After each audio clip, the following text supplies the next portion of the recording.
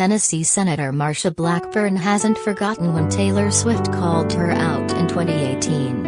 In a new interview, she says Taylor couldn't perform under Marxism.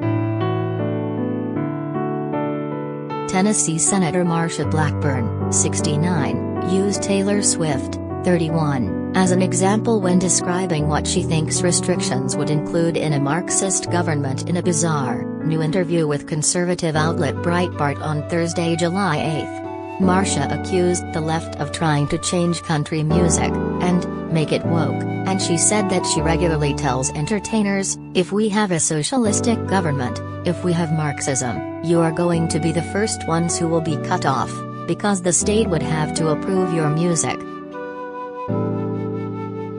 Marsha was one of the first politicians that the Shake It Off singer spoke out against when she originally broke her silence on politics in October 2018. At the time, Taylor publicly announced her support for Marsha's opponent Phil Bredesen in the Senate race and Jim Cooper for the House of Representatives. Marsha's voting record in Congress appalls and terrifies me, Taylor wrote on Instagram, naming Marsha's votes against equal pay for women and the reauthorization of the Violence Against Women Act.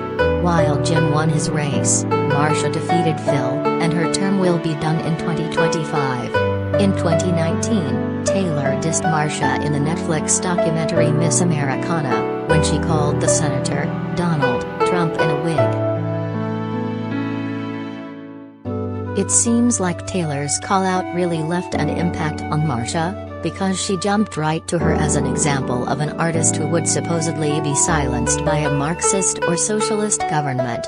You know, Taylor Swift came after me in my 2018 campaign, but Taylor Swift would be the first victim of that, because when you look at Marxist, socialist societies, they do not allow women to dress or sing or be on stage or to entertain or the type of music she would have. They don't allow protection of private intellectual property rights, she said. Related gallery. Marsha Blackburn, photos. Marsha seemed to gloss over the fact that Taylor has been a staunch advocate for intellectual property rights. Taylor has been feuding with music mogul Scooter Braun for years, partially due to his ownership over her original master recordings of her early records. Her anger over the original recordings has led her to a new project where she's re-recording and re-releasing all of those albums, the most recent of which will be Red, Taylor's version. The senator and pop star are also both noted supporters of reforming the Digital Millennium Copyright Act, DMCA, to help strengthen artists' ownership over their music, via WKRN.